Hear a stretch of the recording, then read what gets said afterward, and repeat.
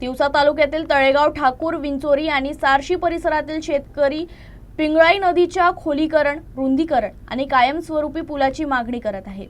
नदीपात्रात गाळ साचल्यामुळे पावसाळ्यात पूरस्थिती निर्माण होत असून शेतीचं मोठं नुकसान होत असल्याचा दावा शेतकऱ्यांनी केला आहे. मी पाणी वापर संस्थेचा अध्यक्ष प्रदीप बेलसरे तळेगाव ठाकूरवरून बोलतो.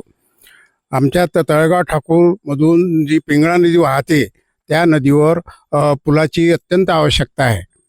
त्या नदीवर ती 5 धरणं असून नेहमी सतत पूर येते आणि शेतकऱ्याला मजुराला जाण्या येण्याची अत्यंत निकळ निर्माण होते.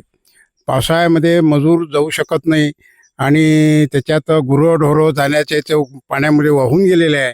तर ते तिथे पूल झाला पाहिजे आणि तसंच नदीच्या खोलीत सतत नदी वाहत असल्यामुळे वनस्पतीचं वाढीमुळे नदीचं सिल्टअप झालेली नदी तीच नदीचं साफसफाई करून प्रवाह सुरळीत करण्यात यावा